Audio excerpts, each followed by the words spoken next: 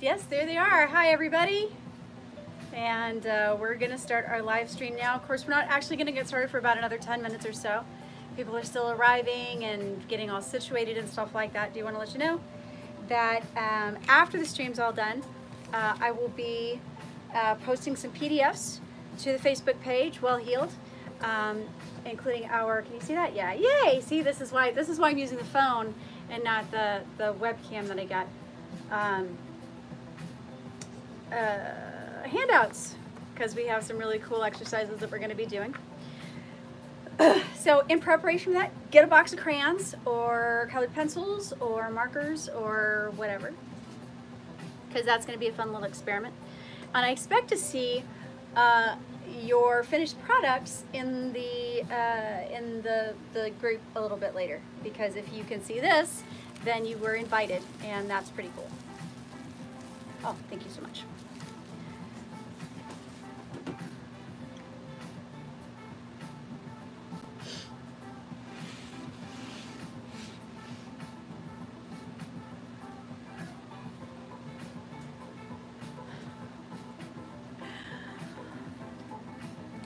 Something that we're going to touch on a little bit later, but I'll talk about right now very briefly, is that I have decided that I am not going to do a third edition of Reiki Your Leaves.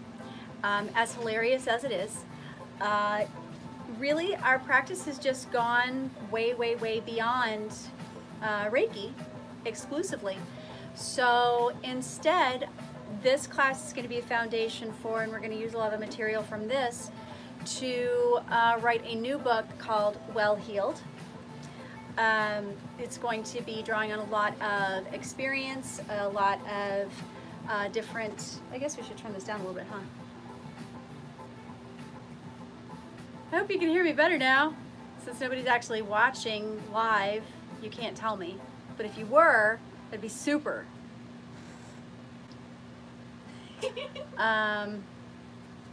Anyway, so as I was saying, I'm just going to write a whole new book, Well Healed, and it's going to go over all of the topics that we're going to cover in this course, which of course is Reiki, and what Reiki is and what Reiki isn't, and we're going to go much, much more in depth as far as EFT and tapping is concerned.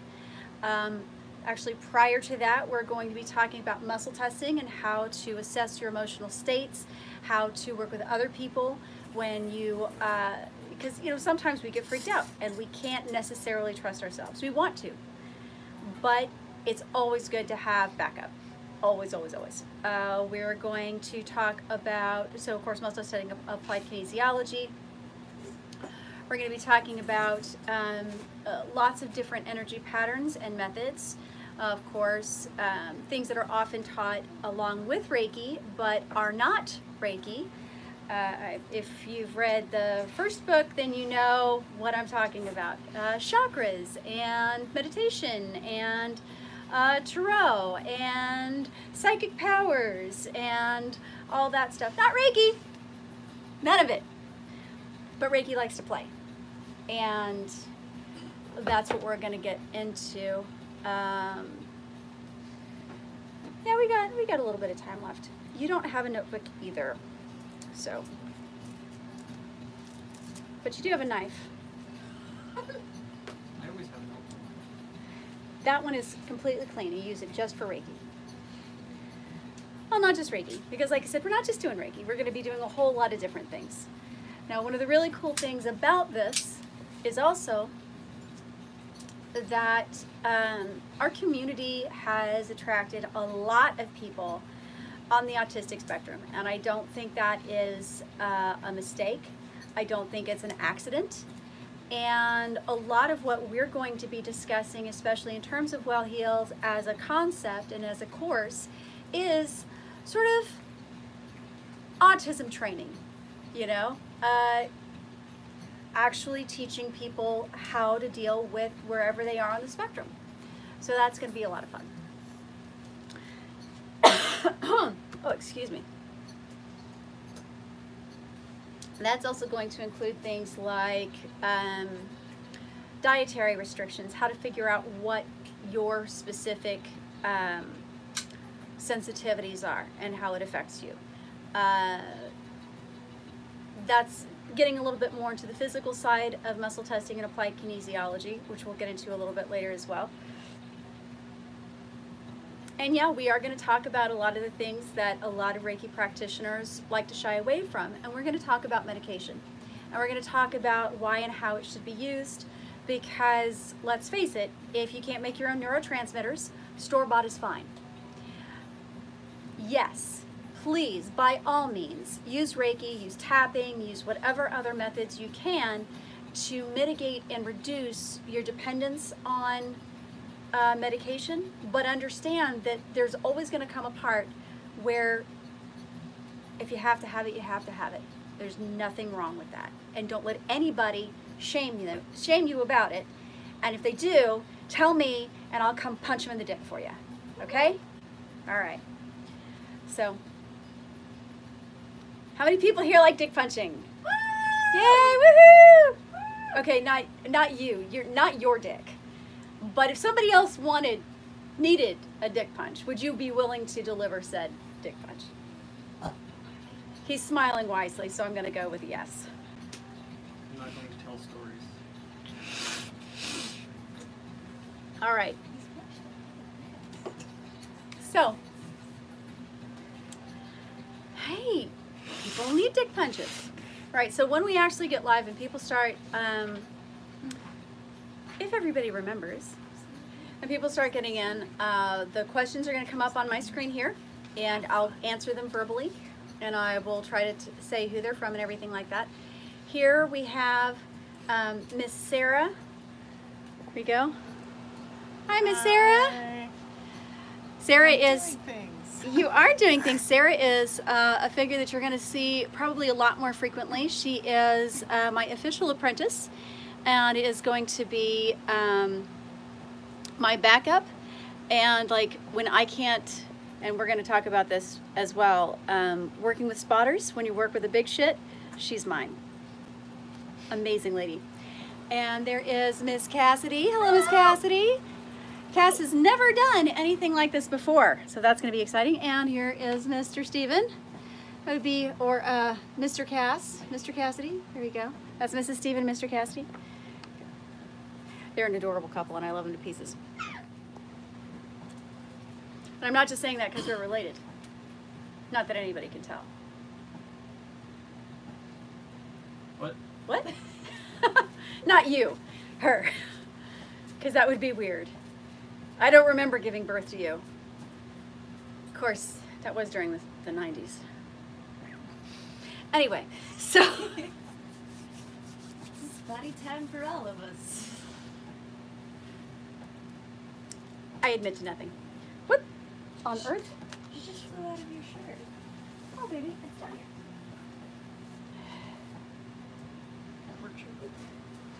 That's okay. We have the heater on here. Once we get really going, if you can't hear anything or the music's too loud or anything like, just let me know. Based on what we were experimenting with before, I'm not worried about it. I'm pretty confident you guys can hear me now. The dogs are going to be going in and out. That's what the bell is. It's not a Pavlovian thing. Well, maybe it is.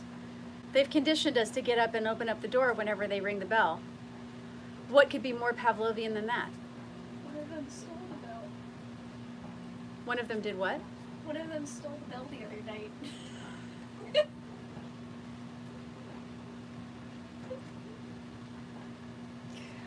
Well, I can't speak to that.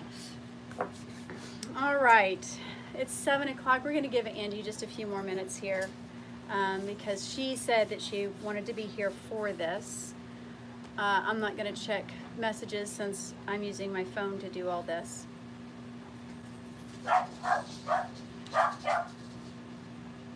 I don't know if that's her or if it was somebody. Ellie is a strange dog and she barks at people leaving, not people arriving.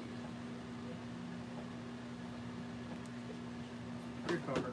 Very weird. She's standing she there is. looking excited. Yeah, I think Sarah left something in the car, so this is fine. All right, so hopefully everybody has a notebook, as I posted in the group. a notebook that nobody's ever written in, that you haven't written in before. It needs to be just for this class, and there are reasons for this. We're going to get into a lot of very intimate stuff, and we're going to get into a lot of very personal stuff. And one of the things that I am going to be discussing and focusing on a little bit is what I like to call accidental alchemy.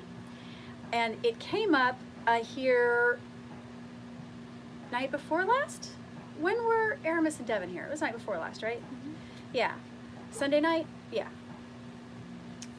A lot of people in our practice, people who explore alternative modes of consciousness, meditation, alternative healing, things like that, we are drawn towards non-normative belief systems. And sometimes that does involve meditative and, there we go. You just traded out your shirt for a different shirt? Oh, fine.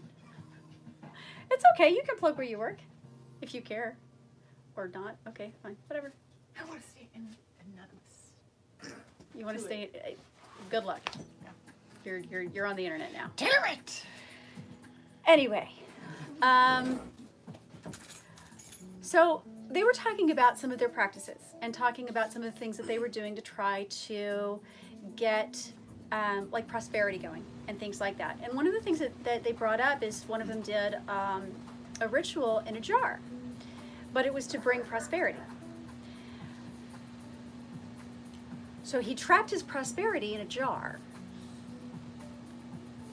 Where's that gonna go, really? When you want something to flow, you use a bowl. You open container. When you want something trapped, you use a jar. That's what I mean by accidental alchemy. So we're gonna talk about a lot of weird little things like that that don't really seem to have a whole lot of impact, but in the end they really do. And so because of that, I definitely want you guys to make sure that you use a fresh notebook. It can be a composition notebook. I have a bunch of these little drawing pads that Miss Sarah gave me ages ago along with this. I got these from those art packs. It's amazing stuff. Thank you. And that's the cat, by the way. I don't want her knocking over the camera. But she is snap trained, so it's okay. She's gonna eat your face, Stephen. It's gonna be hilarious because the camera's facing the wrong way, so it's just gonna be my reactions, and it'll be. He's bench pressing the cat. It's. Yeah, she's gonna eat your face. Anyway, you want these things to all stay together. Now, when the class is done, any practice that you are going to pursue relative to what we're going to learn here, keep it in the same notebook, that's fine, but you don't want to take anything from the past into this present because you're starting a new path, okay? Super important to understand. This is the start of a new path. It doesn't mean you have to get off your old path. I know that sounds weird. You don't have to get off your old path, but you are starting a new path, okay? So, fine, whatever, she'll get here when she gets here. Let's talk about Reiki. Spelled R-E-I-K-I. Reiki, like raking your leaves, which is where I got the name of the book because how could I not? Reiki was, all right, let's talk about first about what it is, okay? Reiki is a form of energy awareness. A lot of people use it as energy healing, and that is fantastic, but it is energy awareness. I actually teach the first degree almost exclusively as meditation and self-awareness, okay? It is based in Buddhist principles, which means that it is philosophical and it is not religious. It is a divine energy. Okay, so let's talk about it in like D&D terms. All right, when you are drawing down the moon, or you're calling corners, or anything like that, that's arcane magic. When you are out wandering in the woods and you're gathering nuts and berries and twigs and sticks and stuff like that, and you're going to make a tea, that's nature magic. This is divine magic. And the beautiful thing about it is that it works with all of the other types of philosophies and paths, no matter what.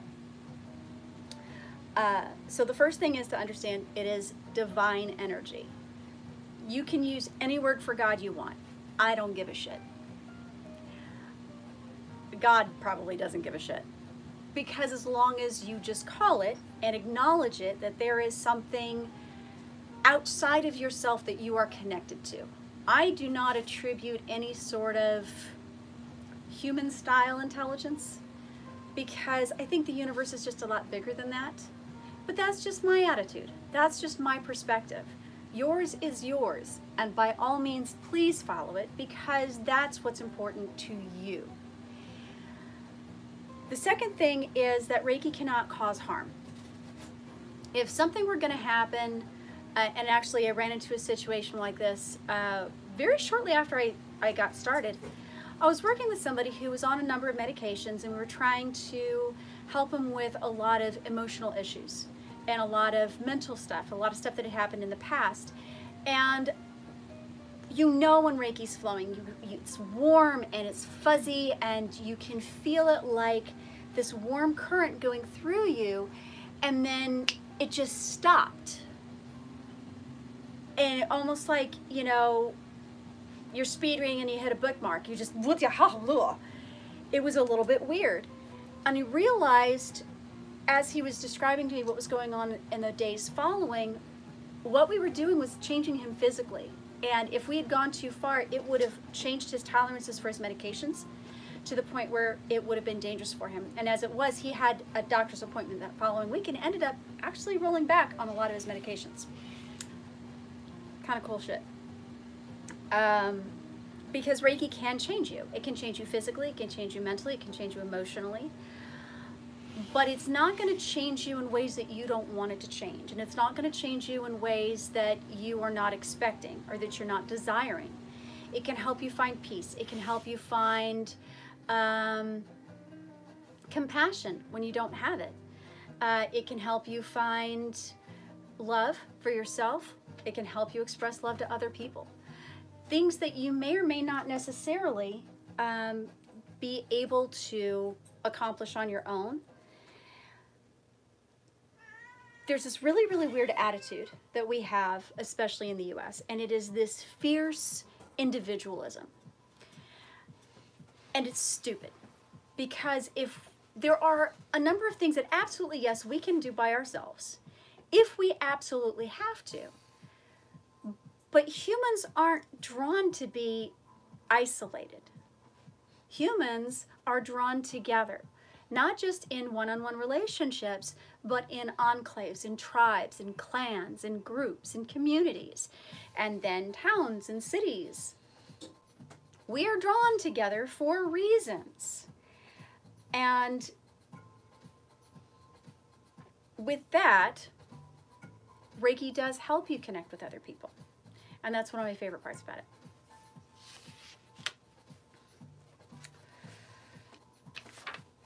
All right. Now, anybody who studied martial arts knows what channeled energy is, okay? So chi, ki, however you want to call it, either with a Q, with a K, with CH, I don't give a shit. That's channeled energy. And there is specifically a healing modality called Qigong that uses your energy and affects healing on other people.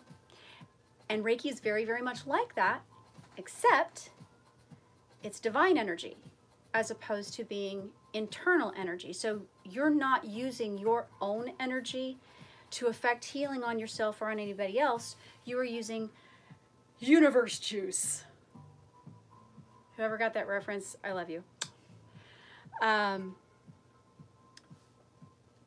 It is channeled energy.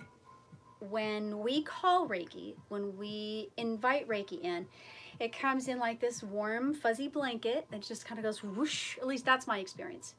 You're going to find that your experience is your experience. And it may not feel like that to you. I know some people it feels like cool water. Some people it feels like this little fuzzy crackle. What does it feel like for you, Miss Sarah? A headiness, a heady light vibration. Mm-hmm. Right. So a heady light vibration, in case you didn't hear that. So that's hers. A lot of people, when they're first experimenting or just receiving it for the first time, their hands get really fucking hot. Like they're holding something, but they're not holding anything. It's weird. But it's channeled energy. And the reason that that's important is that Qigong practitioners can do 1, maybe 2, maybe 3 sessions a day, and they're wiped for a week. I mean, it's bad. Really good ones can do like 4 or 5, but they still have to recover for a long time. And it's one of the reasons why they sequester so much.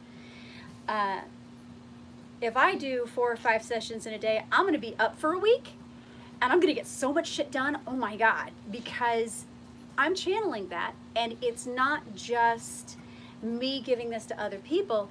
I benefit from that as well. So that's something else that I haven't really gotten into a whole lot in the past, but I do want to address now. And that is that when you have Reiki, when you get attuned to Reiki and you share it with other people, you are going to find yourself sharing it on topics that are valuable and important to you. When you start practicing it as a first-degree practitioner, the way I teach it as a self-awareness method and as a meditation method, you find, and you know this, people come out of the woodwork, Miss Sarah, who have exactly the same problem that you're struggling with and that you're dealing with, and they just pop up. And then through them popping up, they give reflection of, hey, here's how, here's another aspect to it. And a lot of times it helps us solve the problem, even for ourselves. All right, does anybody have any questions so far about that? All right, cool. We're gonna get into a little bit of the history of it, so you guys aren't just like, well, where did this stuff come from? Because I think that's kind of important. Now, there are 2 histories to Reiki. There's the real one, and there's the Apocrypha. And we'll talk about the Apocrypha in a minute. Let me tell you the real story. I have notes. So Mikao Usui was the discoverer of Reiki. He was the founder, and he was born in 1865 in Yago in the Gifu province of Yamagata in Japan. So he was actually born into Tendai Buddhism, and then explored Shingon Buddhism, and then when he was around in his early 50s, he switched over to Zen Buddhism. Now each flavor of Buddhism has its own range of practice and ritual, just like our different flavors of Christianity here in the West. Really any religion has its sects and variations. And it's not uncommon in any way, shape, or form for people to bounce around from idea to idea to idea within the same philosophy. So we know that he probably did study Qigong because he was already familiar with channeled energy and with channeling energy. That's a standard practice, especially in the traditions that he was known for. So 1910s, 1920s, somewhere in there. We're not really 100% sure. We think it might be 1919 is the closest that we've come to an actual date. Usui Sensei goes up on Mount Kuruma. Did I get that right? I always get that wrong. Oh, I got it right. Kurama. Usui, U-S-U-I. I'm just Sensei because he's our teacher. So he does the standard 7-day pilgrimage up on Mount Kurama, or I'm sorry, 3-week pilgrimage. And he goes up there and he's meditating and he's fasting and he's fasting and he's meditating and he's fasting and he's meditating. And Reiki comes along and says, hey dude, what's up? And he says, well shit, hi there, Reiki, how are you? He's like, well, I'm doing great. Let's go take this to some people. And he went, well, okay. And it was such an intense experience for him that he brought it back down the mountain, and there are all kinds of stories about, oh, when he ran into somebody and they were bleeding and he stopped their bleeding, and he ran into somebody else and he solved their, and just stories. And it's fine, because everybody has to have a mythology. But the most important thing that I want you to get out of this part is that he did not invent it. He discovered it. He was introduced to it. He did not develop it as such. It just showed up and said, hey man, I'm here. And I tend to believe that it showed up when and how it did because we just reached a point where we were evolved enough to handle it. So he comes down the mountain and he opens up his school, Usui Shiki Reiki Ryoho, and Hi Puppies. And they believe that he actually trained, and that's his school, and that was in Tokyo. Yeah, that's right. It was in Tokyo. And they think that he trained something like 12,000 people, something like that. And of those, only 16 were masters. Now, dogs, I love you. Dude, I love you. No, they just came back inside. But they need to not play in here. Ouch. Go on. Oh my God, that dog is so dirty. Wow. I think he was like literally sitting in mud, and he's a big white dog. He's a big old white dog. Okay. But the most, and this is the important part, okay? Reiki is just that energy. That's all it is. There are the 4 symbols that are well known, and we're going to talk about all of those, and I'll show you all of them, and they'll be in their parts and bits and bobs a little bit later on. There's going to be handouts and PDFs that you guys can download if you're just seeing this online. Those were not originally Reiki. The 3 degrees were not originally Reiki. He developed all that stuff. The hand positions. Actually, Usui Sensei didn't come up with those at all. Those were actually developed and invented by Dr. Hakata. I always get his name wrong. Hayashi, and Takata was the other one. But Dr. Hayashi, who was a surgeon and one of the masters taught by Usui Sensei, he came up with those so that they worked with his medical practice. So that's where a lot of the confusion, I think, really came in, is how it was introduced to the West was as a medical practice. But it's not exclusively. It is, but not exclusively. And that's the important part. So Usui Sensei developed and I'm guessing with Reiki as a friend, the symbols and the bits and pieces and stuff like that, because when you, going back to a D&D reference, Dungeons and Dragons, because if you don't nerd hard, you're not nerding hard enough.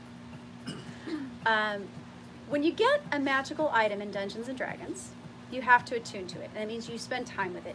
And just spending the time with it, you sort of automatically know, this is what it does. Oh, this is a luck stone. It gives me 3 extra rolls a day. Or this is the ring of regeneration, and it's a +2, so that's cool. Or, you know, whatever. But when you attune to something, you just know.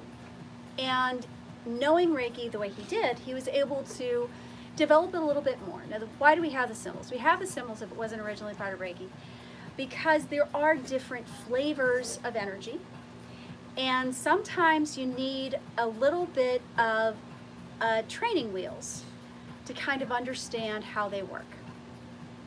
Okay, so And I'm not going to worry about the symbols right now because we'll get to them a little bit later. Anyway, so Dr. Hayashi, who is a surgeon, saw a lady, a Japanese-American woman, Phyllis Takada. Was it Phyllis? Or was Phyllis her daughter? Hoeo Takada. That's right. Phyllis was her granddaughter. It's all in there, and I'll copy it over. It's fine. Anyway, Mrs. Takada saw Dr. Hayashi when she was in Japan and suffering from a horrible, horrible, horrible stomach problem.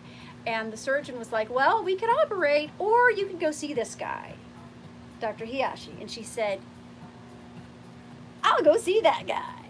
And she was so impressed and so moved by how quickly he was able to diagnose her problem, solve her problem, relieve her pain, and improve her entire overall health, that she's like, shit, son, teach me. And he did. And she was the first master that we know of to practice in the West. But I want you to put this into perspective, especially for the next part that I got to tell you. And that is that this all happened in the 1930s and going into the 1940s. Now, little history lesson there, sunshines. What was going on in the United States? Internment camps. World War II was just, I mean, it was happening. And so being a Japanese American woman, there's a lot of questions about her loyalty. There's a lot of questions about which side she's going to fall on. And even in Hawaii, you had to be really, really careful with that ethnic makeup to not draw the ire of stupid white people. So here's what happened next. So she is attuned to the second degree, because each of the 3 levels has an attunement. And she starts teaching it, and then Dr. Hayashi visits her and finishes her master's while she's in Hawaii, and she starts teaching it. When she teaches Reiki, she is so nervous about it and so concerned about how the very Christian public, white American public, is going to take it, that she basically changed everything about it. So Asui Sensei became Dr. Mikao Asui, who taught Christian theology at the Doshisho University in Kyoto, and that his whole thing with Reiki was him going on, and of course ending up at Mount Kurama, but going on this huge worldwide tour and visiting the University of Chicago and all these other places, trying to find out the answer that his student asked him this one time: how did Jesus do his healing miracles?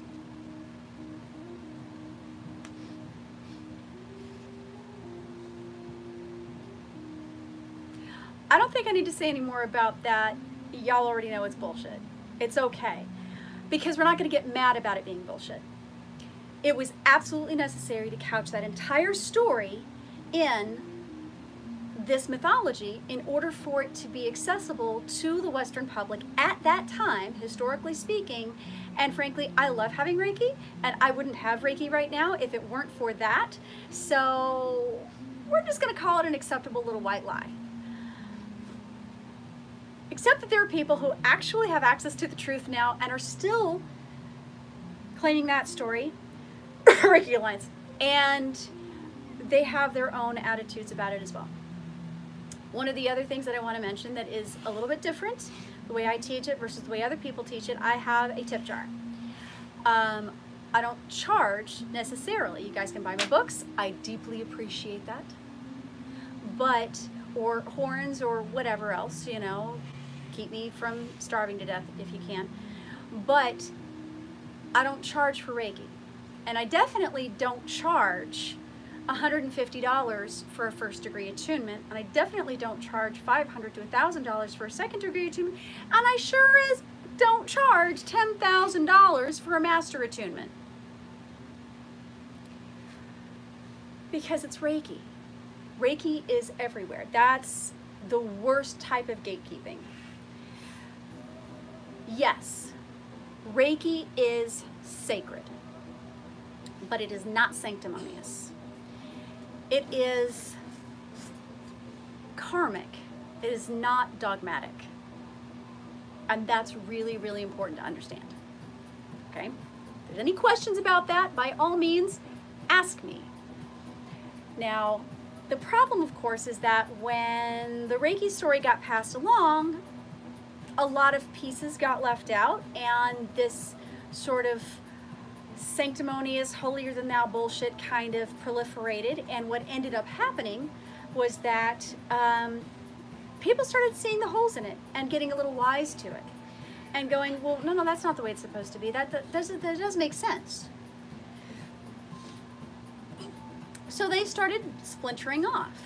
And when Mrs. Takata died, they had this whole crazy idea that Reiki was like a martial art, and that there had to be a grand master, that there had to be, you know, this royal lineage of pretentiousness, really. But, so they wanted Mrs. Takata's daughter, Phyllis Furumoto, to be the Grand Master. But then was it Barbara Ray Weber? Was that who it was? I think that's right. She was the one who's like, no, Mrs. Takata said I was supposed to be the one. And like, no. So there was a big split. And then that's how you ended up with Reiki Alliance versus Radiance Technique or something like that. I can't remember what the other one was. It's not important because we don't teach either of them. But then what happened after that is the dogma was broken, and people started throwing their own shit onto it.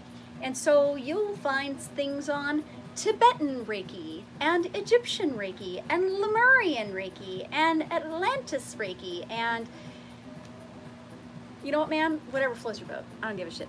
Fish slapping Reiki, have some. Don't care. As long as you're with Reiki, Reiki's with you, you study the 5 principles, and that's all that matters. This is the important part.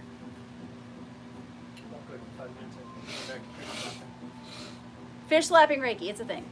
Because I said so. I'm sure somebody's going to come up with it. Yeah. Let me heal you of trout. I'm there.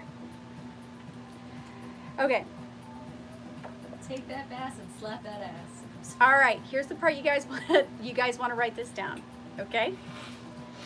These are the 5 principles. Super complex, super important. But it is important you write it down exactly the way I say it because language is important.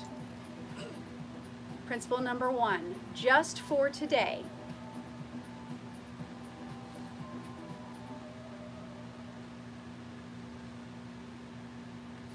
I will anger not.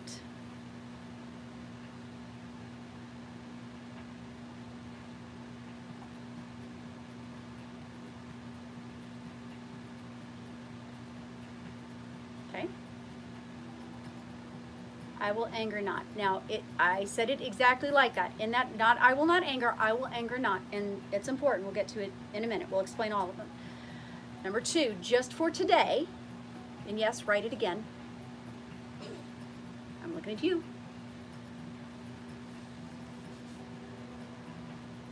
Just for today, I will worry not. N-O-T.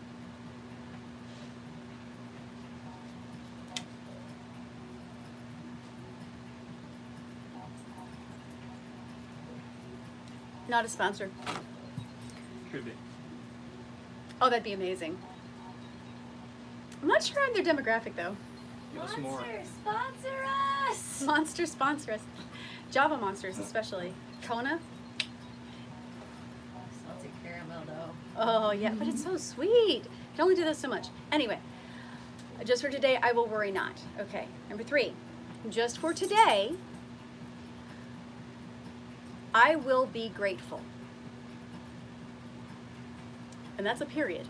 Not I will be grateful for fluffy bunnies and sunshine. Not I will be grateful for rainy days and tadpoles. No, there's no for. I will be grateful. And again, we'll go over all of these in detail. just for today, I will be grateful.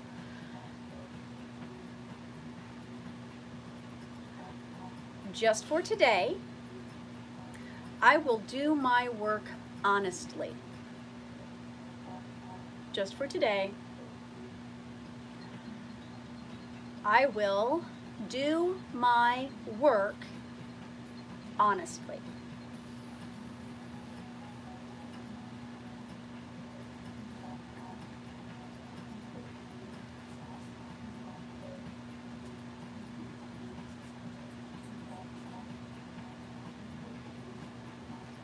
All right, last one.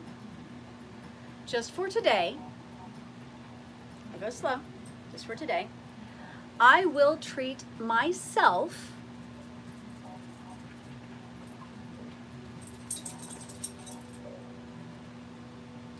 and all living things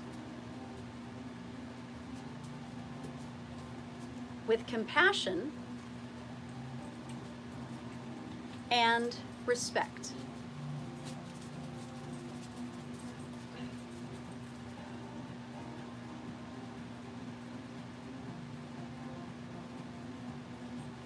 I will treat myself and all living things with compassion and respect. All right. Beautiful. Now, a couple things about this. First off, every single time we say just for today, and every time we say it, we're only talking about just for today, because one of the main things that Reiki brings us back to is the now. When we are stuck in the past, we can't move forward because we got shit that we're dealing with. If we're in the future, we can't deal with the now because we're worried about all that stuff and our energy isn't here. We can only do something with ourselves in the now. Yes, I can say, I want to accomplish that thing in 5 years. But if I am worrying about it, I am putting my energy there and not here, and I'm not going to have what I need to accomplish that thing in 5 years, which will suck.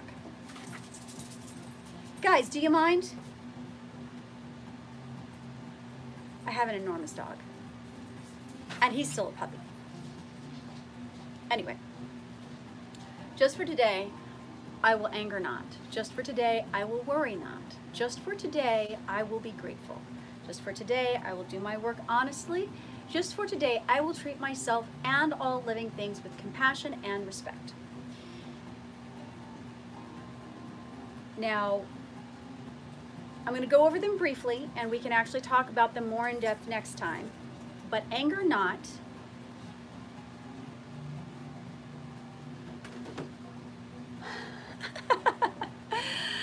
Bugger off, son. Anyway, I do appreciate it very much, though. That was very cute. Oh, sweetie, I have so many pens. I like this one. Okay. All right. Did you miss anything? I think so. Okay. All right. So when we talk about anger not, we're talking about the two different sides of it. Anger not means I'm not going to get angry. No, that's not fair. You have to get angry. Anger is something you have to feel. Anybody who lives in our society right now feels probably a motherfucking overabundance of anger. However, we don't live in anger. And we are not consciously going to go out of our way to anger someone else. Now, we may need to do something for them and they end up getting angry, but that's not the same thing as doing something to piss them off, okay? No seagulling, you know. Seagulling is like where you're playing a game and there's a piece that you really, really need, but somebody else steals it from you just because they know that you want that. Yeah. People do it all the time with coffee and sandwiches and the best piece of fruit. I'm still mad about this lady in the plums. I shouldn't be, but it was kind of a shitty thing to do. Anyway, she took the plum I was like reaching for. I'm over it now. Anyway, anger not. Don't piss people off. Don't let yourself dwell in anger. But let's talk about what anger is supposed to be because it is by far one of the most important emotions we have, especially now. Anger is a signpost. Anger says, hey, see that guy over there? He's a dick. And he's trying to fuck your shit up. He's a threat. Anger is a fear emotion. Don't care how you think it's described in the end. It is a fear emotion. Without fear, there is no anger. I am afraid that guy's going to hurt me. I'm afraid that guy's going to steal my girlfriend. I'm afraid this guy's going to endanger my job. I'm afraid this guy is completely destroying our planet, leaving us with no place to actually live and survive. Anger. When we recognize it's a fear emotion, we don't focus on the thing that we're angry at. We say, okay, what's my fear? How do I deal with it? How do I address this fear? There are some times, honey, you can't not be angry. However, you don't have to live in the anger, and you don't have to wear the anger all the time. You use it, the awareness of it, to fuel whatever it is you need to do next, okay?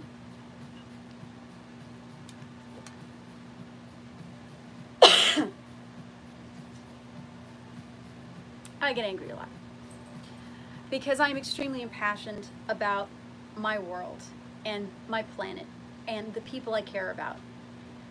I get mad at anti-vaxxers a lot. I'm looking at you, Washington.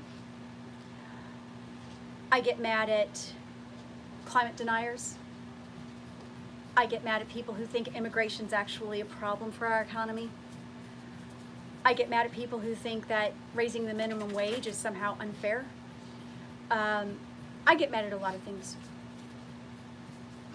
But if I stayed mad all the time, I would probably never leave my house for fear of going on a homicidal rage. Nobody needs to see that. It's not a good look. I look terrible in orange. Well, that color orange. Actually, I have a really pretty orange dress, but that's a whole other thing. Don't live there. Recognize that when you're angry about something, it's pointing to something you need to address. Okay? Now, what happens when you recognize what the anger is, you recognize what the threat is, and you can't let go of it? That's when you call me. In a couple of sessions, in a couple more classes, we're going to go over exactly how to deal with that. But just understand that right now, it's completely acceptable for you to recognize, just for today, I will anger not, and still have a hard time with it. You're just starting out. It's fine, okay?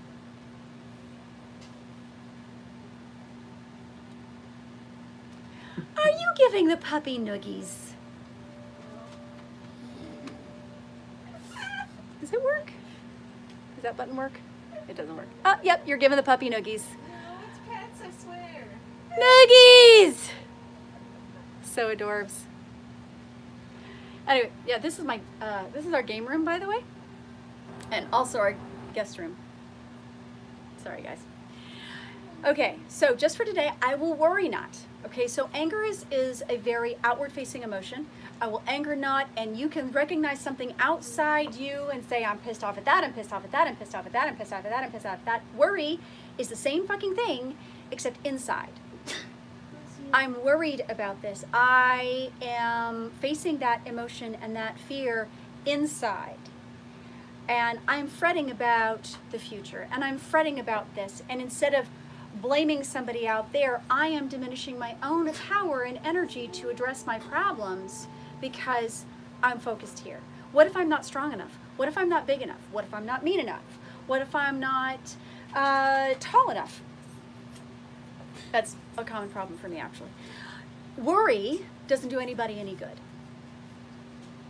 But we worry about grades. We worry about money. We worry about this. And the thing is, it doesn't do us any good. When the same way we're dealing with things externally for anger, look at things you're worried about. Worried about money. It's a big one. Everybody's worried about money. Okay? Break it down. In this moment, logic is your best fucking friend, okay? I'm worried about money. I'm worried I'm not going to get enough hours at work. I'm worried that I'm not going to have this. All right, so you make your budget and you figure out what the hours are, minimum hours you need for this and this and this. But don't just rely on yourself. Okay, remember that first thing I was saying about how we aren't isolated individuals. We're not meant to be severely individualized like that. We're community creatures. We're communal creatures. We find our strength in numbers. When you worry, when you're solving your worry, S-A-L-V-I-N-G, relieving it, use your logic. Here's my budget. Here's what'll work. And I'm just using the money thing as an example because it's something everybody can relate to. But then look who else you have as resources and as support.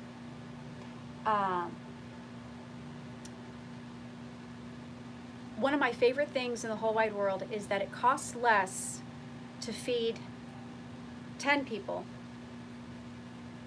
than it does to feed 2. Because when you buy for 10 people, you spend less per head than you do when you're buying for 2 people. And it's something that we practice every single day here in my house because I got a lot of people here, man. And I love it. It's fantastic. But, you know, if you know anything about me, you know I have a lot of kids. I have 8 children between me and my husband. And we adore every last one of them. And we feed them as much as we can. And then there's our friends, and then our friends' kids, and our friends' kids' friends. And it just gets to be kind of a big thing. I'm a firm believer in building that longer table. Sometimes even when we don't know how we're going to put food on it, because when we trust in our community, it shows up. But all the time, we're able to feed so many more people than we would if we were just budgeting for 2. It's a big deal. And it's a math problem, which we'll get into in a little bit later. I think what I'll probably do for next week, because there are going to be some fun little things, is I'll have a whiteboard back here. I thought about putting a whiteboard thing up, a little app, but fuck it. Not today. But it is a math problem. Most worry is a math problem. And here's the beautiful thing about math. It doesn't change. 1 + 1 = 2. Unless you're in base 2 and then it's 10 or 1, 0. But the value is still 2. And that's the fabulous part about it. So when I get stressed out, for instance, especially when I am having a problem with worry, I do multiplication problems in my head. Did I get you to do that, Sarah? The multiplication problems in your head? Yes. Yes. How's that work for you? Works pretty well when you need it. Works pretty well when you need it because it's always the same. And it's not something that you need to memorize. It's something that you can figure out as you go on. So that's a very important thing. So worry, anger's outside, worry's inside. Just for today, moving on, just for today, I will be grateful. We didn't say grateful for what? Because this is going to get a little complicated, so follow with me here. Gratitude is related to appreciation. And appreciation means recognizing the value of.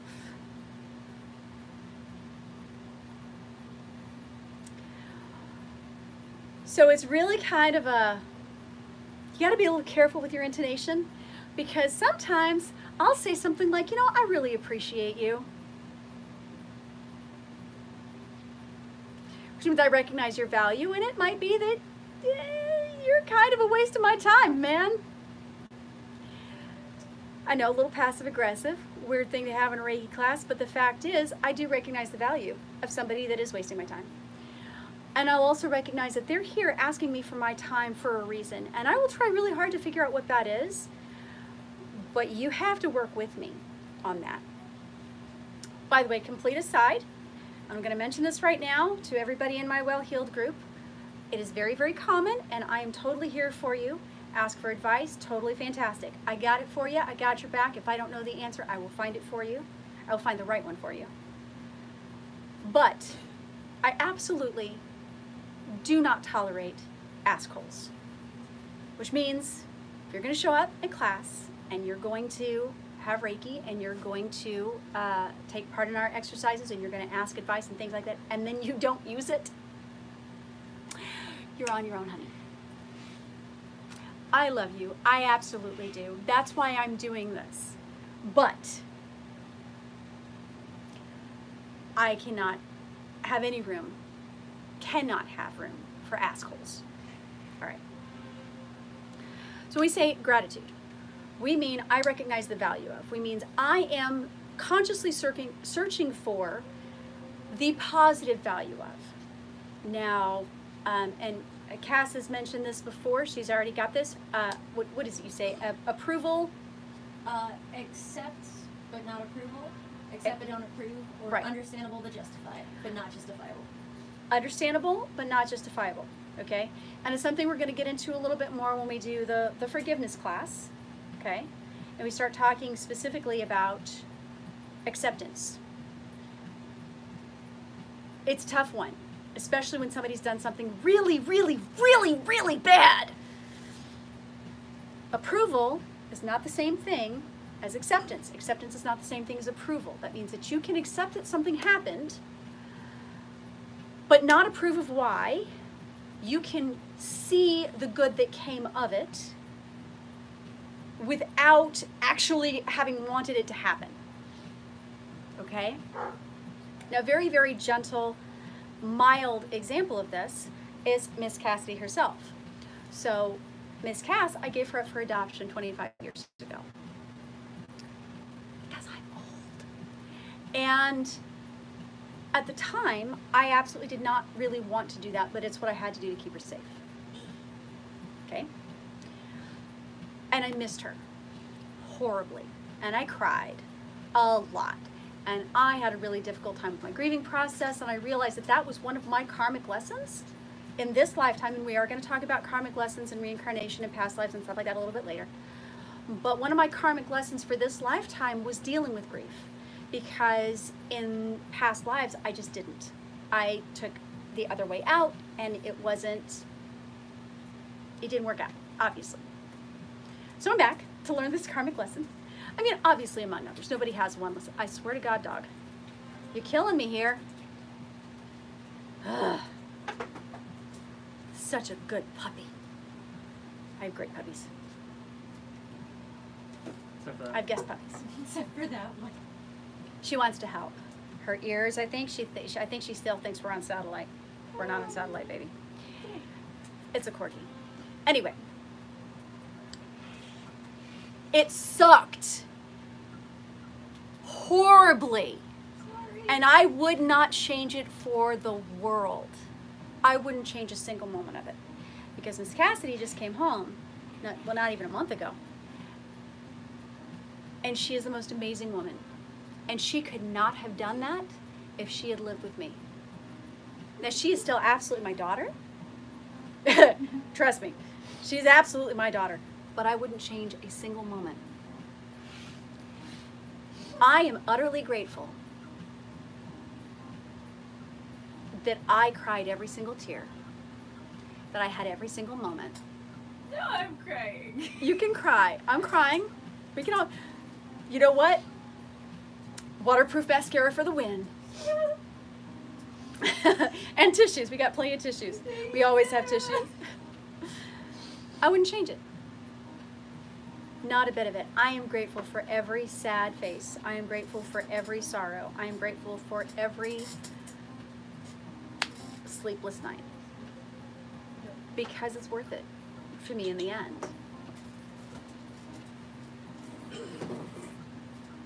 I challenge every single class to find me something that you can't be grateful about. Every single class. And please, by all means, in the comments or over in the group or something like that, let me know. What do you honestly believe we could not be grateful for?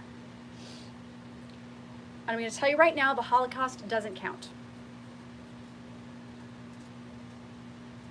Did I miss something? Apparently so, because we're talking about gratitude. Here's why. Okay? Should the Holocaust have happened? Absolutely not. The loss of life, the loss of art, the loss of knowledge, the loss of wisdom, the loss of humanity, even at having allowed that atrocity to happen, is unforgivable. And yet, there is still, hey, Beppo,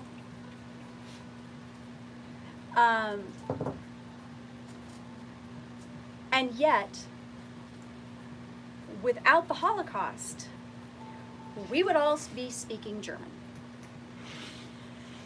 The Holocaust cost the eradication of Judaism in the ways that Hitler's regime desired, cost the Third Reich so much resource that there was no way for them to actually win efficiently on any other place. Now, there were other things going on, but one of the big deals was, little history lesson here. So Rommel, the desert fox, was supposed to be taking the oil fields in North Africa so that the Germany and the Axis would have, can I have a tissue?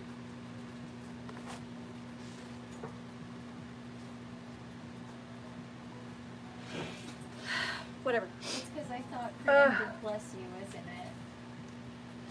it? Sneezes are about as contagious as yawns around here, apparently. Anyway, shut up. Anyway, I'm going to be a sociopath for a minute and not look at you. To find a good little laugh. Anyway, so Rommel was supposed to take North Africa, and I'm simplifying this down ridiculously because I could go off for hours, although Miles, he could go off on hours for this one too. And he's actually the history buff.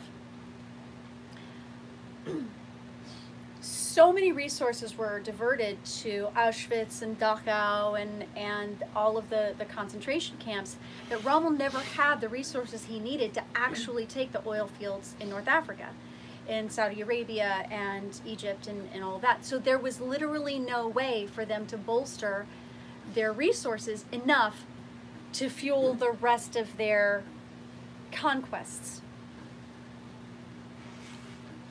It should not have cost 11 million people, or 15, depending on who you ask. But it did. And if we honestly tell ourselves that there is no reason, that nothing good came of it, then all 11 million of those people died in vain and for no reason. And I do not believe that we exist in a world where that's possible. Okay? So you got to come up with something better than that. And if you can't, high five. Even better, I want you to post a story of something that you thought you could not be grateful for. And then tell me why you can. Find the value in it. Appreciate truly what it is. It doesn't have to be big, grandiose something. It can be a small thing. Who knows? Maybe if I'd actually gotten the plum that I wanted, because really I just wanted that plum. I didn't buy plums that day. But if I had, maybe I would have choked on the pit, or eaten a shard of the stone, or something like that, and ended up with some sort of gastrointestinal problem, or choked to death and died, or, you know, who the heck knows what. Could happen. Every time I worry, and because I am prone to worry, I'm not a perfect human. Absolutely not. Perfect? Not me. But I try. Whenever I'm really running late, whenever I'm really running behind and I'm starting to get stressed out about it, I just remember that there are people who got delayed on the train on the way to the World Trade Center in September that one year. And I remember that there was this guy that I had been dating, and I kept delaying him and kept delaying him. I was like, don't leave, you know, stick around. And if he'd left on time, he probably would have died because a tanker blew up right about where he would have been. Instead, he just got caught in horrific traffic. So, come up with something. Share your story. I want to see it. Right. just for today, this is a tricky one. Just for today, I will do my work honestly. Bless you, bless you, bless you. I'm so sorry I have dogs that don't like your nose. Do you need more drugs? Okay, sweetie. Right. Just for today, I will do my work honestly. What this means is that this moment, I am right here, right now. This is the most now principle that we've got, okay? Just for today, I will do my work honestly. It means when I'm washing the dishes, I'm gonna do the best goddamn job I've got at those dishes, and I am not going to let my mind wander off to all the other things I wish I was doing. I could be playing video games, I could be writing something, I could be knitting, I could be doing all this other stuff. It's these stupid fucking dishes, man. Which actually makes washing the dishes take longer because I'm not really into it, and then I have to go back and do them again because I did a shitty job because I was thinking about all the other stuff I want to be doing. Just for today, I will do my work honestly. You don't have to love your job, man, but you do need to show up, because especially if you're lucky enough to have a job and actually make money at your job, even if it's the shittiest fucking job, it's providing you something that you wouldn't otherwise have. Now, I'm not counting the situations where you're in an abusive circumstance or anything like that. Please, by all means, if you need help, let me know. I have resources. I can usually help people. I can help other people find jobs all the live long fucking day. But this is what I do now. You and me, this right here, okay? Right. Do your work honestly. That also means when you're sitting there with your loved one on Valentine's Day, be with your loved one on Valentine's Day. Don't think about the game you might be missing or the games you could be playing or what the fuck else ever. Be with that person right now. Now, I'm updating the curriculum as we go, and I am going to talk about love languages a little bit later. Those of you who have... not? Oh my gosh. The dog? Which dog? All of them. Puppies need to go to the out. Well, you're too short, but they keep nudging. I understand. Leonidas is like 65, almost 70 pounds, and he's only 8 months old. I thought he was bigger. No, he's about 65, 70 pounds now. He is going to be 165 pounds when he's done. He is an Anatolian Shepherd Great Pyrenees mix. He's a big-ass dog. He's already about the size of the Bernese we had, so that's... I know. Shit. Yeah. Yeah, Bernese mountain dogs. Yes. They're more like hills compared to Pyrenees. But with eyes. Now I'm thinking about putting googly eyes on my... I thought you were gonna put googly eyes on You Sarah. don't- I got so concerned. The hills have eyes? Anyway, I told you guys this was going to be completely irreverent at some point. Not completely. There's certain things, you know, but sacred cows do make the best hamburger. Anyway, so... What? Sorry, I never heard that one. That's because, well, I don't know if I invented it, but I'm the first one that I ever knew of to say it, and I've heard other people say it too. But sacred cows do make the best hamburger. It's a state, it's, hey, look, I'm not going to shit on your religion. I'm just saying dogma will always get run over by karma. Okay? So, true story. So we are going to talk about love languages later. Okay, so don't stress out too much about it. Those of you who have actually been in my pre-marriage counseling and relationship counseling, you guys already know some of that. Probably not all of it, because I got new stuff we can roll in. Yeah, okay. But when you do your work honestly, you're here, you're now. You're not anywhere else. You're doing your job. And it's even super important to apply it to your leisure time. Everybody knows. I knit. I knit mad. I knit hard. Hey, do I knit? Yes.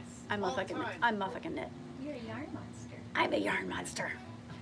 But if I don't do that work honestly, if I let my mind wander, I'm gonna fuck it up, man.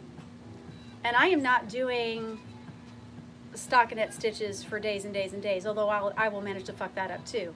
I do like, I forgot one. you forgot one what? Dog? It's a fur one. Oh. Anyway. I think they're only a problem when they're together. It's like young boys. You get them together, their IQ drops. Yeah, collectively. Oh, it's just the general public.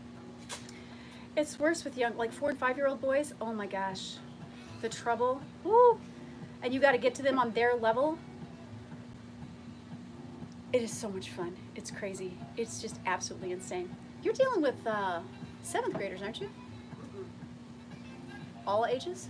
Anywhere from pre-K to 6th grade. Nice. I kind of wish you could drink now. I would buy you beer. Yeah. Thanks. Yeah, That's how I I feel. can't drink either. So, you know. Anyway, you have to do your work honestly, no matter what it is you're doing. Video games, especially if you're playing co-op, because I mean, come on, that's like the shittiest thing in the world to play co-op with somebody and they're relying on you. Like, oh, where did our healer go? So it's That is a real life example of somebody not doing their work honestly. They're not paying attention. Anyway, and we'll talk about more later on. Please share in comments and in the group where you think you have a hard time doing your work honestly. And let's see if we can figure out a way to help you with that, okay? Now the last one is kind of a big deal. And it is, again, very, very specifically written, right? 1, just for today, I will treat myself, you first.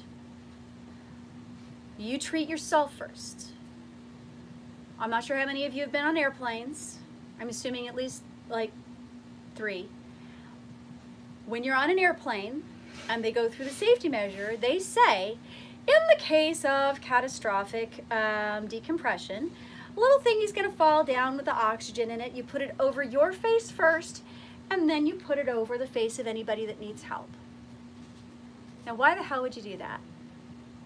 Oh, wait, maybe it's because if you're unconscious, you can't help the kid or anybody else. I want you guys to write this down. This is super, super important, all right? And God's help me if I can remember the lady who I originally heard it from, but I think she was quoting it from someplace else. I'll get all the specifics later and post it. You can never be sick enough to help a sick person. Sick person. Do you need another pen? Oh, I'm so sorry. Oh, you know what? There's microns over there. There's a plate over there that has some microns. They're super awesome to write with. You will love them. Get like one of the ones, or 0.8, 0.08, or 0.1. One of those. Yeah, gorgeous. All right. You can never be sick enough to help a sick person. You can never be poor enough to help a poor person.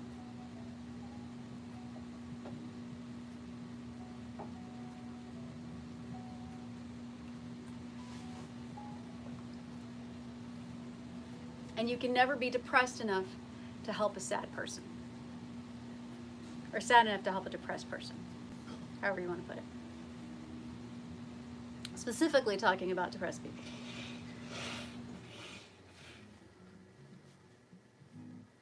Now on this topic, and I do want to talk about depression for just a moment, because it is probably by far one of the most serious mental health issues that we have. It is not well understood. by most people, oh, well, just think positive thoughts. Go fuck yourself. Oh, well, you know, if you just get out and exercise, fuck yourself twice. Depression doesn't work that way, honey.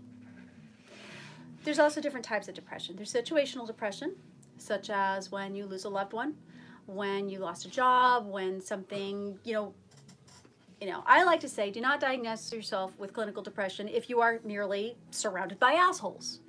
That's a good reason to be depressed. Means that you need, new friends. But that's not clinical depression. If you have reasons to be depressed, that's situational depression. Now, it can still kick your ass, and it can still deplete you, and it can still leave you laying in bed for weeks on end because fuck dealing with the world. But situational depression. Clinical depression is when everything's going fine, or at least everything isn't completely sucking ass, and you still can't get out of bed. Or you still can't find anything positive in the world. Or you still can't keep intrusive thoughts out. And intrusive thoughts are things like, God, why are you doing that? That's stupid. I mean, you know you're never going to be really good at that, right? Or, why are you even alive? Or, I mean, that's kind of a big one. A lot of people get that one. Or, oh my God, are you wearing that? Oh my God, do you think that guy actually likes you? Whatever. Like, he could have been faking that whole marriage thing. I'm kind of not kidding. I have that one sometimes. You two shut up. No, he gave me the face because he knows I've thought that out loud. I know. You both do. Anyway, I got your numbers, man. I'm magic that way. But it's all good because you guys are here and you do love each other very, very much. Neither here nor there. Point is, yeah, you don't know anything about that. About what? About the bad voice and intrusive thoughts? Nope. Never experienced it, not even once. Nope, not at all. So, Definitely not for 20-some years. yeah. So what were some of your examples? I don't know if you guys can hear her over there. I'll repeat it if we need to. What are some examples of your intrusive thoughts? Why are you even doing that? Because you're just going to fail at it. Why are you even doing that? You're just going to fail at it. Yep. And you have absolutely no talent whatsoever. Oh, yeah. You have absolutely no talent at all whatsoever. This girl's fucking amazing. Oh my God. She does pottery. And she did these cephalopods on, I got to show you next time because I'm not going to go and get them right now because I'll probably trip and break something. But oh my God. Talent out the ass. And then some. So, yeah, but no, I know that voice really, really well. Who the fuck wants to listen to me talk about shit? I'm funny as fuck, by the way. Give me some examples of your intrusive thoughts. Why bother trying to make art? It's not going to be good. Why bother trying to make art? It's not going to be good. All right, that's classic. How about you, Mr. the Dude? I'm pretty good lately. But tell me about some that you used to have. Just constant work anxiety. Intrusive thoughts. Usually they're not good enough. They're, you You're suck. gonna break that. Huh? You're gonna break that. I am going to break that. I'm going to break what? Yes. So here's the thing, and this is really, really important to understand. If we touch on something that you have moved away from and you're afraid of it coming back, don't. Because if it comes back, you didn't get rid of it in the first place. And if you didn't get rid of it in the first place and it comes back up, it means that we can fix it now. That's what this whole thing is about. This entire thing is about fixing it. And not just, well, I have to kind of put up with shit on a day-to-day basis and whatever, blah, blah. No, permanent, constant, immediate. We don't slog around with bullshit. Nobody has time for that. Okay? Intrusive thoughts. Fuck them. Now, for those of you who are, because dealing with ourselves, we were talking about depression a little bit, and we're going to get back to the principle in just a minute. Now this is something that I think I used with Sarah, and I used it with James, and I've used it with a few other people as well. I want you to think, for those of you who do have a problem with intrusive thoughts and with bad voice. I call it bad voice. Mine is specifically bad voice. And mine's a talking dog because I have black dog level depression, and it's nasty. Visualize what the voice really sounds like. Like if the voice was a person, what does the voice sound like? Okay, like there was one person whose voice was really snarky and shitty, and we made their bad voice into a gay cholo. And if you haven't seen that, look it up on YouTube. It's hilarious. You're gonna pee yourself. It's that funny. Somebody else has a I know better than you, and I'm working in your best interest. We call that guy Slick. I have the black dog. It's an anthropomorphic, like furry type. Punch him in the dick. Whenever they start, dick punch. Gotta do it. You can't argue with them. That voice, the intrusive thought voice, is not, it's not logic. It's not reason. It's not your friend. It is depression. And it may belong to you, but it's not you. Okay? It's not you. It's neurochemicals going awry. It's old tapes and bad conditioning influencing your mind voice. It's not you. So punch it in the dick. Okay? And if you need help with that, of course, comments, post in the group, or private message me, and we'll work it out. Trust. We can do the dick punching. Dick punching's really good. And we'll use other methods to set you up for that. It's not just like, hey, here's how to punch a dick. There's ways. Prepare yourself for dick punching. All right. On the topic of depression, though, yes, and I said at the beginning we were going to get into this a little bit more, and we'll talk about it later on throughout the class as well. We will do everything that we can, you and I together, to mitigate as much of the trauma, PTSD, depression, bad voice, anything like that we can do, but sometimes it's not enough, okay? That's okay. Take your meds. If you can't make your own neurotransmitters, store-bought is fine. It's okay. Nobody's gonna judge you for it. Nobody's gonna think you're shitty for it. And anybody who does needs a dick punch. Okay? It's okay. We live in a crazy world, and we are not well suited to it. And sometimes it just means that your brain's not going to make the chemicals that you need to get on in this world. It's okay. Take your meds. Go to MHMR. Go to, there are Medicaid clinics if you don't have private insurance. There are resources. And if you can't find them, message me, and I will find them for you. It's okay. I got your back, baby. All right? Cool. All right, now, just for today, I will treat myself and all living things. So all the other living things come next, but they're still kind of important, just saying, with compassion and respect. Now, these are two very weird words. Compassion means I recognize your need and your state for what it is, and I'm not going to judge you for it, all right?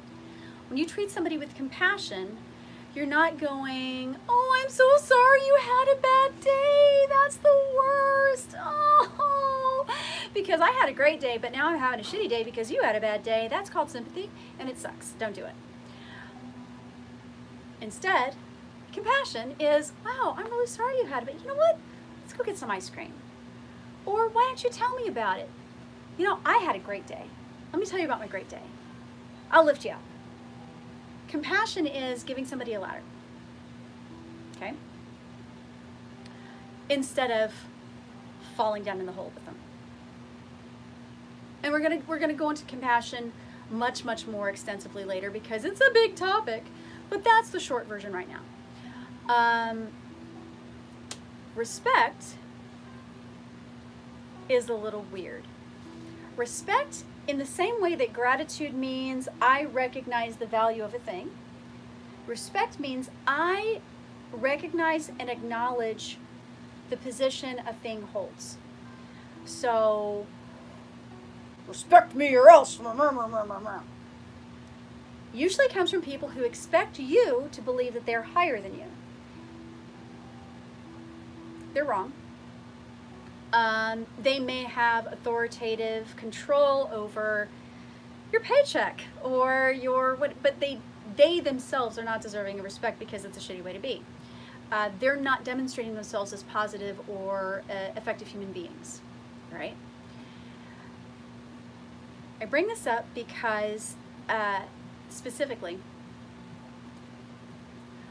I get a lot of questions about vegetarianism and veganism when we start talking about compassion and respect for all living things. You eat animals? Yes, baby, I totally eat animals because I respect my place in the natural order of things, and I am an omnivore.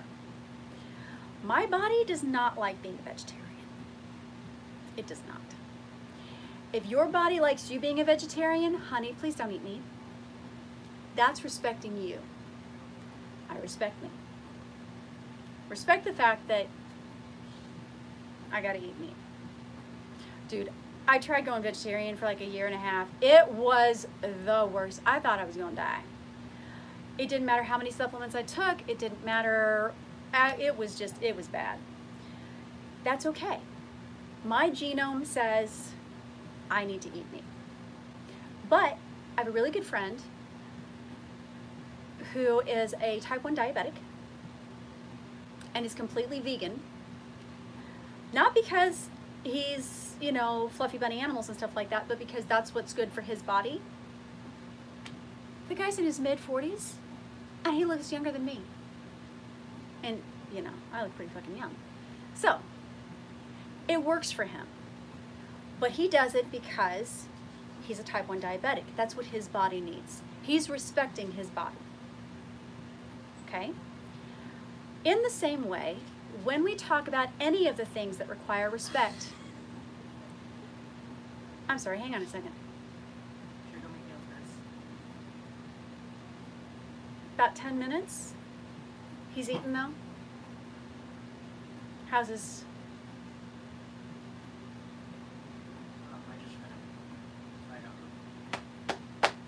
How's his butt? I was trying to be subtle, man. I don't know. Because I just Okay, that's cool. All right, that's fine. But Joseph's amazing, by the way. I'm going to post a link at the end. Roux, R-O-U-X 36 Productions. Absolutely amazing. This kid? Hi.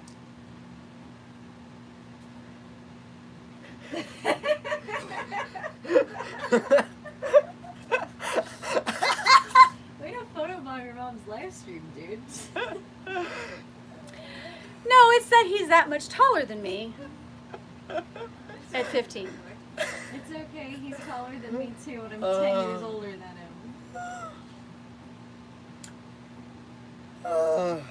It's okay, we can still take him in So a Roux fight. 36 Productions, absolutely amazing animations. The guy's absolutely incredible, and he has a fierce work ethic. R-O-U-X, as in like, first you start with a Roux? Yeah, that. Good day, Smith, video of you. Mwah. All right. So we talk about vegetarianism, and I like to use it as a jumping off point to explain what respect really means, okay? It means that I'm not the same as you, all right? Joseph is 15 years old. He's a 15-year-old boy, and he refuses to drop the F-bomb Whereas if you can tell me how many times I say the word fuck in this video, I'll send you a free book. I'm not kidding. I lost count. I was like, I'm not going to say it this time. Can we just add a counter on the bottom next time? Who's going to keep track of it, though? I mean, it flows so effortlessly from my lips. You're like Carol Lombard. It's great. Anyway, so, he's not like me. But I'm not going to give him shit for not cursing. He curses a little bit. But he won't drop the F-bomb. There are some words that have never come out of his mouth that have definitely come out of mine, but only in certain circumstances because they're really harsh. I respect that. It doesn't mean that I have to be like him, though. It means that I respect the fact that that's the way he is. Okay? So when we talk about vegetarianism, we talk about veganism, now veganism is a whole other thing because there are times when it is health-wise absolutely phenomenal. Like my friend with type 1 diabetes. Phenomenal. Do that. That works for him. Might not work for every type 1 diabetic, but it works for him. That's the whole point. Respecting somebody means recognizing who they are, what they need, regardless of where you are. Okay? As long as it does not impinge on anyone else's rights, life, liberty, pursuit of happiness. Life, liberty, pursuit of happiness. That does not deserve respect. If you want me to respect your views, but your views want my death or imprisonment or loss of bodily autonomy, go fuck yourself. Or, as we like to say, just to be really polite about it, you do you. Because you know that's really what you're saying. When you say you do you, go fuck yourself. Just being polite about it. Did you know that? Anyway, respect is about recognizing other people, other situations, and religion is probably one of the biggest things that come up when people are talking about respect. Politics to a degree, probably more recently we talk about politics, we talk about respect, but respect in politics goes back to my previous statement where if your beliefs believe that I should not have my rights or be a safe person or, you know, my kids are in danger because you don't believe that the color of their skin believes they have a right to exist, we're going to have some issues, honey. You don't want issues with me. Or my ilk. But when it comes to religion, your religion is your business. When we study Reiki, we talk about Reiki, we talk about belief systems, we talk about philosophies, we talk about things that actually work beautifully and complement almost every single other religion out there. And yes, I am that Reiki teacher who doesn't give a shit if you're a Satanist. I don't care. I've had Satanists in my class before. They were delightful. I don't care. You do you. Except not in the go fuck yourself kind of way. I meant that in the I respect your right to do your thing kind of way. So you see it could work both ways. It's all about intonation. It's all about intonation, right? Yeah. All right. Just for today, I will treat myself and all living things with compassion and respect. I will recognize I am an omnivore. I will recognize I am a pantheist.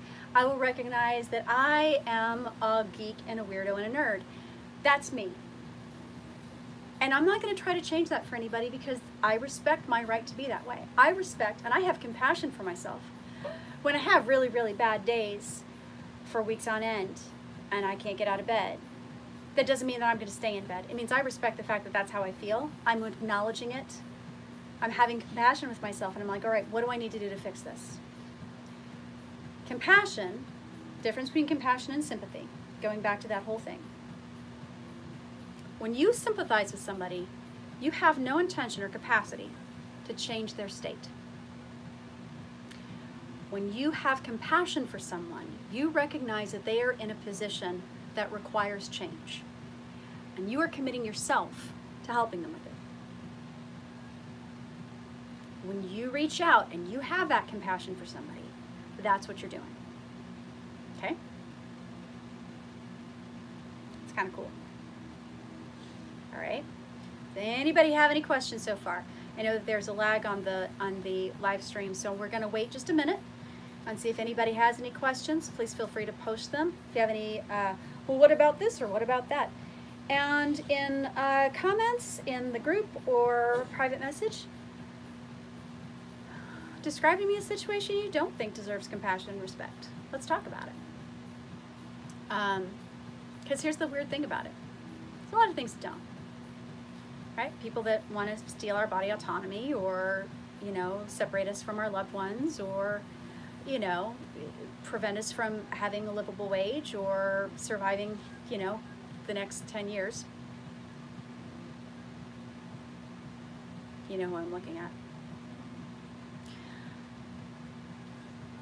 They actually do deserve our compassion because they are in a state that requires change. They may not realize it, they may not want it, but if they're endangering themselves through their belief system, it is our job to have compassion for them and to do what we can to affect change. I'm gonna get a little deep here for a second and kind of specific, but it's something that comes up so frequently that I really feel like it has to be addressed on its own.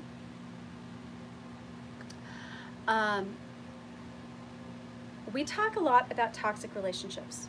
And if you're friends with me on Facebook, then you know that I posted a paper that I did for psychology class last year called, and that's in quotes. I'm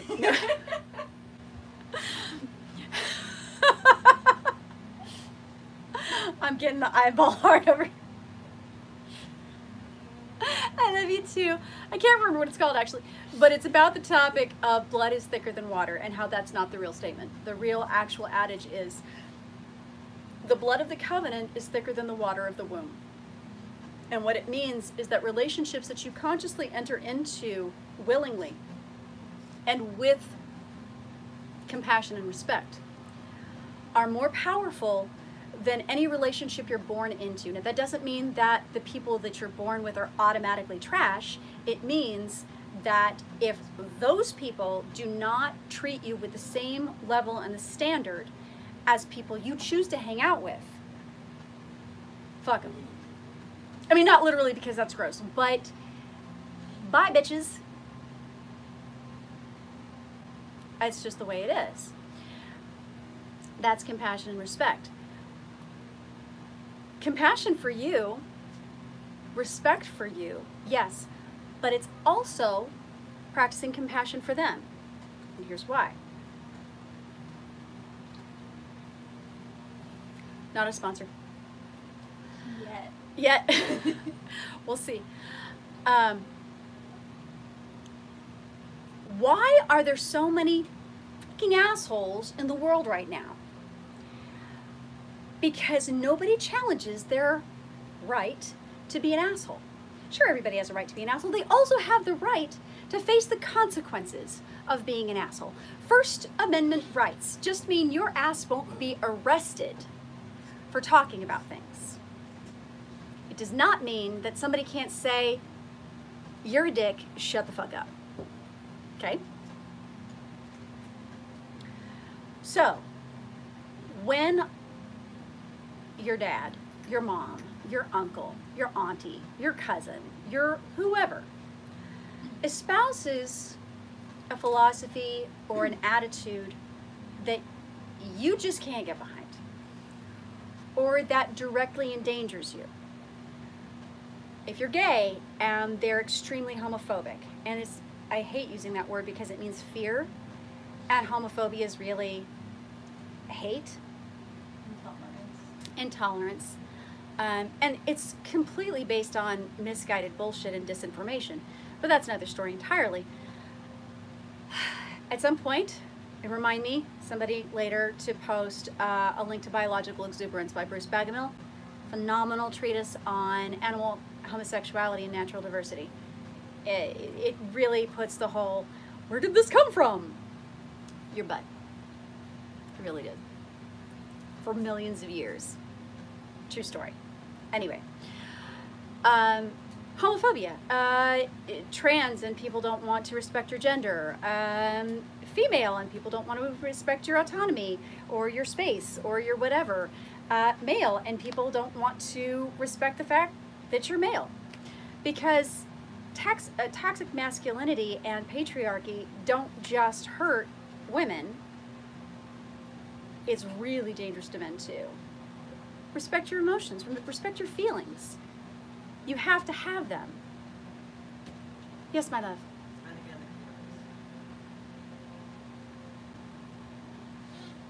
Your brother's in bed?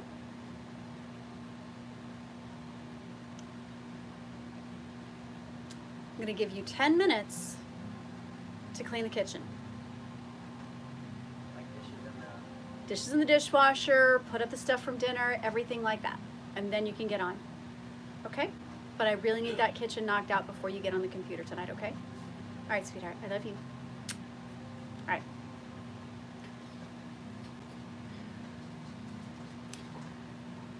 The consequence of being an asshole has to be that they don't get to be friends with you anymore. I don't give a shit if it's your dad or your uncle or your auntie or your mom or your cousin or whoever. If your friend gave you the same line of bullshit, you'd be taking a step back and going, oh, hey, you're a dick. Why aren't you going to give your family the same respect? Do you guys need help here? No. I'm just that good at I'm just rolling. looking at her struggle. Oh, well, I can respect that. Anyway, that is the consequence of their action. And when it becomes okay for you to cut off contact with somebody because they're a dick and they refuse to respect your right to be who you are, and you're not hurting anybody else. You're not impinging on anybody else's rights. You are not interfering with anybody else's way of life. That has to be the consequence. It's where we have to start. It's why we call out racists online. It's why we call out homophobes online. It's why we call it intolerance online. It's why we don't ignore the trolls and wait for them to go away, because all that means is they just get to keep chattering on like a bunch of chimps at a zoo. No, consequences. That is how you practice compassion and respect for yourself and all living things. Compassion means I recognize the need for change, and I will do what I can to help. Respect means I recognize who you are and the value of that. It may not be compatible with me, but I'm not going to dissuade you from how you are. Okay? All right, cool.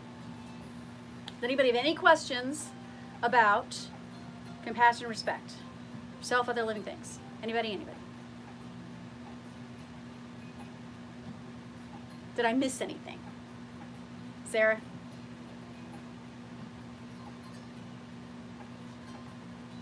Are you really high right now?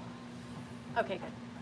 She had to take a lot of allergy medication because I have a very furry dog that does not like her nose. Rather, her nose doesn't like the dog. The dog probably loves her nose. He thinks you're the best. I'll make sure he gets a bath before next week. I'm sorry. Anyway, so that's all done, okay? Those are your 5 principles, and some of your homework this week is to write out paragraphs about each of them. You know, what does this mean to you? Where do you think you're going to have problems? Anger or not is really kind of a big one for a lot of people, okay? And also understand that I need to actually see those in order for you to have, in order to get your certificate of completion at the end of this class. Okay, so it's not like, you know, whatever. There are consequences to not doing your homework, right? You don't necessarily have to do it this week, but I am going to be printing off certificates at a specific time, so please don't dilly-dally, because next week there's going to be more homework and you just don't want it to stack up. I'm just saying. So each of the 5 principles. Just for today I will anger not. Just for today I will worry not. Just for today I will be grateful. Just for today I will do my work honestly. And just for today I will treat myself and all living things with compassion and respect. Where do you think you're going to have problems? Where do you think you're going to have issues? What are you excited about? What does this mean to you? Essay style, free form, don't give a shit. Just write something out and be prepared to share it, okay? You can either share it with me privately, share it in class, stuff like that. All right, now we're getting pretty close to our last quarter here, so I want to share the assignment that we're all going to get to do here tonight. And again, I'm going to post a PDF in a little bit of the page. In case you guys missed it before, here it is. You see that? Yeah, you can see that now. Right. So it's just a free-form body. Okay? It's just a shape. Reiki is energy. And our bodies are made of matter and energy, and they have to work together. Now, there's electrochemical energy, and there's electric energy, and there's magnetic energy, and there's all kinds of stuff, but there's also all of these other energies that we are not consciously aware of all the time. And in order to know kind of where we want to start, what I want you to do right now is to kind of imagine, now if you want to draw your chakras, that's fine. If you know where those are, that's hunky-dory fine. It's not a requirement. Are you okay, sweetheart? You doing a thing? Heartburn? I'm just... Okay. Because you know I can fix that. I will live. Okay. So, what you're going to do is you're going to close your eyes and take a big deep breath. And your first sort of energetic practice is going to be to visualize and to sort of feel a sensation of breathing in through the tops of your head, the top of your head, because you only have one, down through the bottoms of your feet, okay? And then breathe up from the bottoms of your feet through the top of your head, okay? Try not to have anything crossed. Do what? Be sure not to have legs or anything crossed. Yes. Don't cross your legs. I cannot possibly begin to explain why, but it gets weird, and you don't want to cross your legs, don't cross your ankles, anything like that. Feet flat on the floor, don't hold your hands together, anything like that. We're not doing mudras right now. We're just doing this, hands flat, big deep breath. Now when you breathe, this is really important, okay?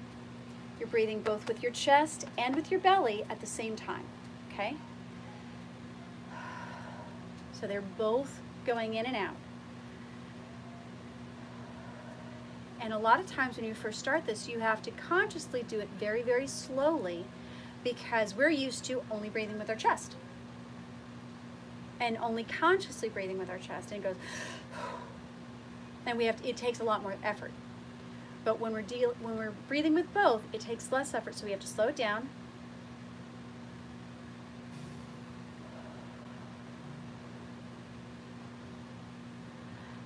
And it immediately puts us into an altered state of consciousness. This is the first step to relaxation and meditation. Is your brain still going to go when I need nothing? If you have ADHD, fuck yes it is. It's okay. Let it go. That's not the important part. This is the important part. You're going to breathe, and you're going to visualize. You're going to imagine your body floating in space in front of you. And you're going to see all of the colors of your energy. Don't try to direct it. Don't try to Make it spectacular. Just see it. Just let it flow. Don't force it. Just visualize it. Okay? You can see it. You can see energy flowing up and down. You can see all kinds of things. Don't worry about what the colors mean, because we'll talk about that later. The colors mean something specific for you. Nobody can tell you what they mean. We'll discuss it later. Okay? Visualize and breathe. Okay? Now, even if you don't want to wait for the PDF, you can go ahead and draw it out yourself. That's fine. What we want you to do right now is take your crayons, or your markers, colored pencils, whatever, and color it for me. Show me what you look like. There's no right or wrong. That's just how it is. Go ahead and color that for me.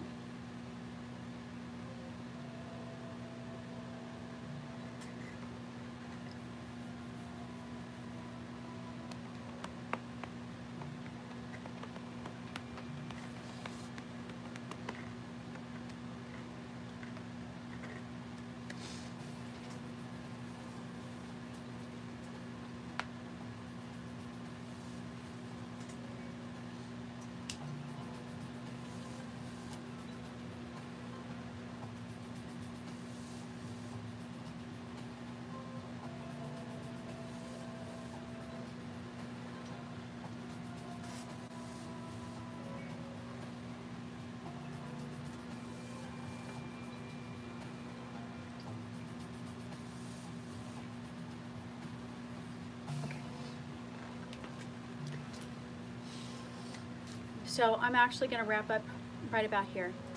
But you guys keep going. Take pictures, post them in the group, scan them and send them to me, whatever you want to do. And of course, please don't forget to subscribe. We will be doing this every Tuesday for the next several weeks at 7 o'clock Central Time. I'll always try to get on a little bit early as I can. I already made sure that I'm not going to have to worry about work interfering with this part. It's fine. But next week, please, if you are coming to us via live stream, please make sure to prepare any questions that you might have. If you guys post after the fact in the group or in the comment section below, I will try to address them. Of course, you know, the more likes we get, the better it is. I really appreciate you guys. And, you know, share with your friends. This is not a limited engagement. The cool thing about technology is I don't have to limit the seats this time. Very cool stuff. All right. Now, I will mention again that in the Well Healed group on Facebook, I did post a tip jar because I don't charge for this. But it's not entirely free. I mean, I got resources and stuff like that. And Reiki or Leaves is not going to be available for very much longer because well, I don't know, I'll probably leave it up there. But fact is, Well Healed is going to be a much better book.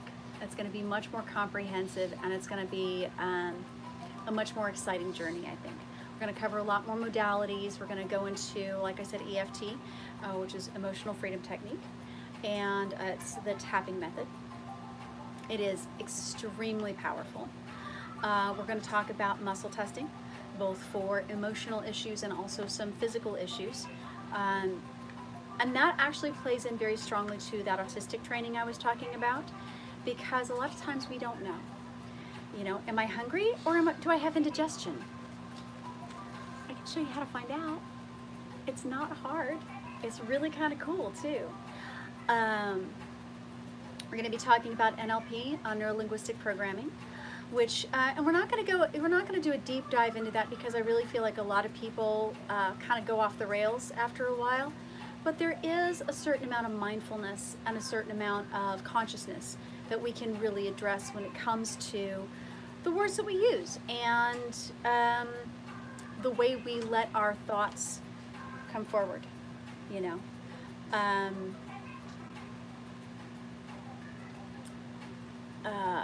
We're going to be talking about love languages, which is going to be really cool. It's something that we haven't really talked about a lot before. We'll be talking about accidental alchemy and some other really exciting and cool stuff. If you have any requests, if you would like me to discuss a specific modality, if you are curious about a modality, about how I feel about it or what my research has about that, because all of my stuff is not just, hey, I think I know what the heck I'm doing. No, this is actually very heavily researched. Everything has to have been proven out through experimentation and reproducible results in order to be included here, okay? So trust that. I'm a scientist and I play one on TV, because this is TV now, right? Is YouTube's the new TV? Yeah, so there, yay. And that is one. It's cool. But we do make sure that everything is well supported. Okay. So with that, we're going at just shy of about 2 hours here, and I think that we're going to let everybody get to their coloring assignments. And if you have any questions at all, please post in the Facebook group. If you found this by accident, and or through Alchemias, and you can't get to the Well Healed group, and that's WELL-HEALED, because, you know, we're clever. Find me through Alchemias, through that page, because that one is public. This is a closed group. Because we want to protect people's privacy and stuff like that. We can get a little personal here. And yeah, and we'll go from there. I'll send you an invitation, okay? So just so you guys know, because I know that I hate it when I try to find a video and I have no idea when it was made. Today is February the 12th. It is 2019. It is a Tuesday. And this is Alchemias Healing Arts in the Well Healed healing class. My name's Dawn. I don't know if I mentioned that before. Thank you so much, guys. I'll see you guys soon. Bye-bye. How do I stop this? Oh, I think this is the button, right?